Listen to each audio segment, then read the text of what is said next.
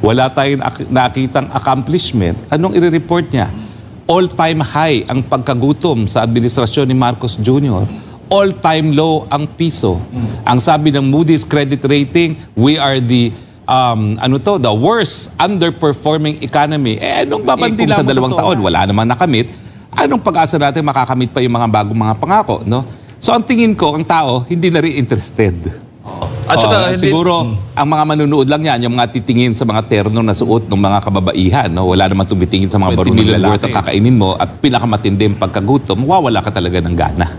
So mabuti na lang hindi ako atin ng SONA nang wala akong guilt feelings pag ako'y kumakain ng 20 million na pagkain sa gitna ng pinakamatinding pagkagutom nararamdaman ng sambayan ng Pilipinas. Ang napansin Ito nga mga kababayan, bago natin ituloy ang video na ito, kung bago ka lang sa aking YouTube channel baka pwede makahingi ng like at subscribe at click mo na rin ang notification bell para updated ka sa aking nilalabas na bagong video. Salamat po. Wala tayong nakitang accomplishment. Anong i-report niya? All-time high ang pagkagutom sa administrasyon ni Marcos Jr. All-time low ang piso. Ang sabi ng Moody's credit rating, we are the the worst underperforming economy. Anong babandila mo sa SONA? Bagong Pilipinas daw, attorney. At yung mga Pilipinas, yung biggest drug haul na hanggang ngayon walang nakakasuhan, nawala na yung driver ng van at parang gusto nilang malimot na, no? Mabaon na sa limot yung nangyaring yon. Hindi po, naalala pa rin po namin yan. Bakit hanggang ngayon walang nakakasuhan dyan? Ano kaya? Anunsyo kaya niya yung pagbaban sa Pogo? I doubt it. Kasi ang daming malalapit sa kanya. Involved talaga dyan naman sa speaker, sa Pogo issue. Si speaker mismo ayaw. Ang DOJ hindi nagkomento. Bakit kaya? Ang DILG tahimik. Bakit kaya tahimik? Ang secretary ng DILG at ang secretary ng Department of Justice. Kay Pastor, atat na atat sila. Obsessed na obsessed. Obsessed na obsessed. Ano yun? Babandila niya. Hindi ko pa rin nahuhuli si Pastor Kibuloy. Yun ang kanyang... Tsaka, attorney, ang sabi naman niya, pagkakasyahin niya sa 1 oras. Oh my goodness, ano sasabihin niyo na 1 oras? Baka magdasal yun doon ng matagal na paulit-ulit. No? Kasi kung accomplishment pag-usapan, ano ba talaga? Yung dapat 2 million housing na, sisingilin natin siya dahil 1 million per year. Pangalawang taon na niya, nasan? 140,000 lang palang naitayo niya sa 2 taon, di ba? Paano na ngayon yan? Maganda dito, attorney, ang tanungin natin ang taong bayan, kung ano ba ang estado nila ngayong panahon sa pamumuno ng Marcos administration. Ako kasi meron akong maisog sa Vancouver at sa LA ng panahon ng State of the Nation address. Siguro ang gagawin ko doon sa Maisog, Vancouver at sa LA, magko-kontrasona ako. Bagamat napakaganda na ng kontrasona na Inday Sara Duterte dahil siya ay nagdesisyon na hindi siya attend ng SONA at yun ang pinakamagandang mensahe. It says it all. Alam mo, may kante, alam niyo yun sa kapanahonan ko, you say it best when you say nothing at all. Di ba? No? Yan ang pinakamaganda. Patugtugin nga yung kantang yan. Para yan ang... Makaka-copyright pa tayo. Pwede ba yung isama, attorney, yung ano? Copyright ba yun ang kinanta ko? Okay lang yun. At saka sintunado naman eh. Pwede ba yung attorney na you say it best sa isang when zona, you say nothing at all. Sa isang zona, hindi mga achievements yung nababanggit. Ay, ewan ko po. Nung una, walang ganon. Yung unang zona, dahil yan ay kakaupo lang niya, yan, katanggap-tanggap yan. Kasi ang importansya ng kauna-unahang SONA, ibibigay mo yung roadmap mo kung anong gagawin mo sa 6 na taon. Okay, yung pangalawang SONA, kung ano nang nagawa mo dun sa 1 taon. Pero sa pangalawang taon, kinakailangan may report ka na. Kasi nagbigay ka 3 taon ago ng blueprint kung paano tayo makakarating sa pupuntahan natin. Pangalawang taon na, inasa na tayo doon sa pupuntahan natin. Mukhang sumablay lahat.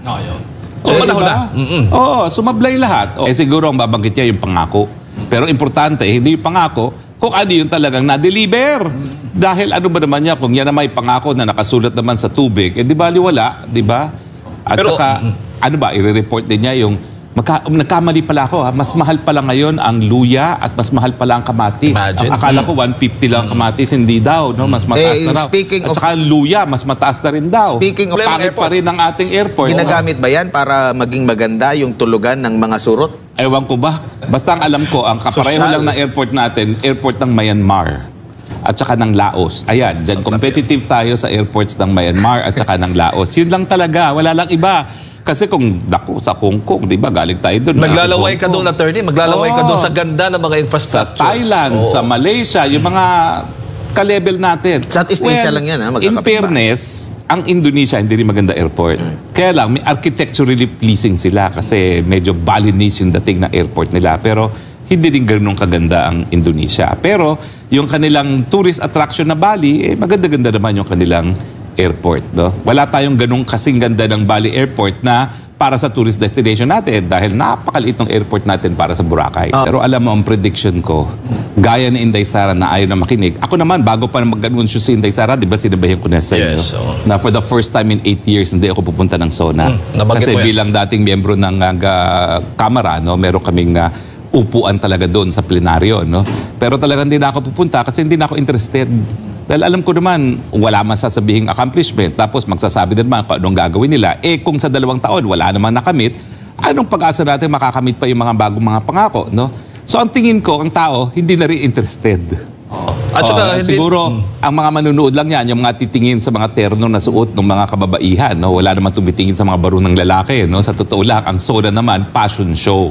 So, manunood sila sa fashion show, pero ang tingin ko, wala naman nakikinig doon sa talampati na eh. Tingin ko, attorney, ang manunood ng publiko para malaman saan napunta yung 20 million. Well, yun nga ang aking Patitingnan. regret. No? Hindi ako atin ngayon, hindi ko matitikman yung 20 million. Ano kaya ang lasa ng 20 million na pagkain? ikaw, Ibang kalasa nun. Na-experience mo yung 200,000 lang ni PRRD. Ano bang ano nun? Nahin ako si PRD naman kasi KJ. o ibang klase Minsan mga lang maging pagkain doon. presidente, pinapakain sa amin sa SONA, tuyo. pandesal at saka Maruya. kesong puti. Wala bang maluya doon? Mga simpleng ano talaga. Pero At saka concern siya- palabok. Yun. Hindi Yun lang magkano. pagkain ng SONA nung Pera panahon ng bayan yan eh. ni Hindi ba pwede PRRD? mag-chip in yung mga ano dyan, mga bisita? Nagyayaman. Considering mga mayayaman naman Pwede yan ba sila.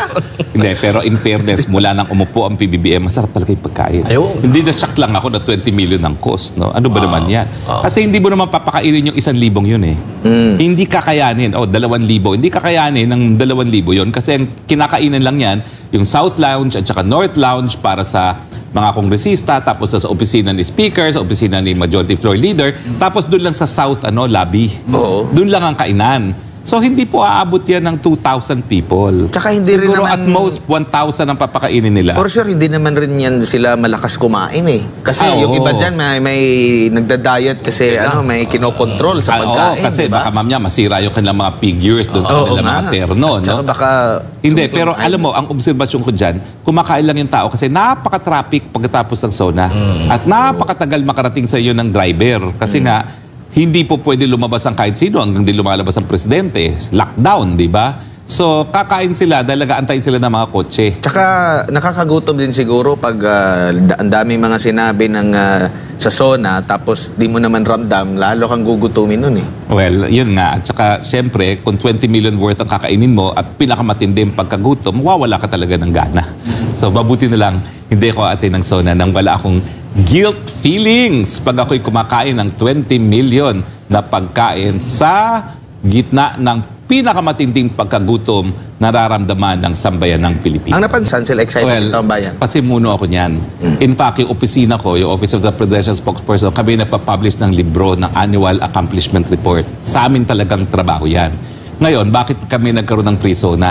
Kasi itong ating dating Presidente, Rodrigo Roa Duterte, ayaw niya nagbabasa ng speech. So minsan, Oo nga. parang yung Totoo yun. kauna-unahang SONA niya, halos wala siyang binasa. So ang ginawa na lang namin, para Nag-adlib. lumabas yung mga achievements at masigurado na malalaman ng taong bayan, nag-pre-SONA na kami. Para kung nag-extemporaneous speech na naman si PRRD, at least nailabas na kung ano yung mga accomplishment ng mga different clusters. No? So kung naalala nyo, yung pre-SONA namin, economic cluster, Tama. peace and order cluster, yung justice cluster, para sigurado na kung hindi feel ni PRRD na basahin, alam pa rin ng taong bayan kung ano nangyari. At yung pangtaunang libro na linalabas ng Office of the Presidential Spokesperson na nagsasummarize ng lahat ng achievements ng gobyerno. Oo, mas maraming achievements sa that time, attorney ng Duterte administration. Kaya maganda yung ginawa ng administrasyon dati para malaman ng tao kung gaano karami. Ngayon talagang... Baka nga kasi siguro walang may report, kaya walang ganun. Well, isa pa yung problema, no? Kasi paano nga sila magpiprisola? Paano yun? Ang airport, pinakapangit sa buong daigdig. Ang build, naantala dahil ang budget napunta dun sa mga pet projects ng mga congressmen. No? So anong i-report ni Bunoan? No? Anong i-report ng economic cluster? No? Runaway inflation. Taripa? Binawasan yung taripa. Napakatindi ng depreciation ng peso. Paano yung mga pababa ang trabaho. Hunger is on the rise. Paano mo naman i-report yun? Baka puro pangako na naman. Well, yun nga, sa DTI, ay nako, ang daming nangakong mamumuhunan. Pero syempre, nasaan ang ebidensya? Lalo na hindi ngayon, naman random. may Nandyan pa rin ang panunupil. Ha? Alam mo, napakatagal ko nang nandyan sa Kongreso dahil ako estudyante pa lang sa UP College of Law, naroon na ako sa Kongreso, nagtatrabaho as a working student. So, ang dami ko na talagang sonang napanood. Napanood ko 3 sona ni Cory, tapos nandun pa rin ako nung panahon ni FBR, nandun pa rin ako nung panahon ni Estrada. So, kailan ba ako natigil? Natigil lang ako umati ng SONA kay Pinoy. Kay Pinoy lang ako natigil talaga umati ng SONA. Kasi, ewan ko ba, maski kamag-anak ko, si Hubito Salonga, talagang hindi ko kasundo yung mga communication team ni Pinoy noong mga panahon na yon. No? So, tapos nakabalik naman ako dito nga sa panahon ni Duterte. No? At for the first time in straight 8 years, ngayon lang ako hindi mag-a-attend. No? Pero sa totoo lang po, itong SONA, lahat po ng tao po pwedeng madinig ang damdamin. Palaging may rally po sa labas niyan. At palaging merong sunugan ng FEG. At palagi yung mga nag-a-attend ng SONA na mga sabihin natin makaliwa, palagi meron silang mensahe sa mga suot-suotan. Abay, sa kauna-unang pananahon, ha? Ang tagal ko nang nanonood ng SONA mula noong 1988 pa na nagsimula ang Kongreso, abay pinagbabawal ang pagsunog ng FEG.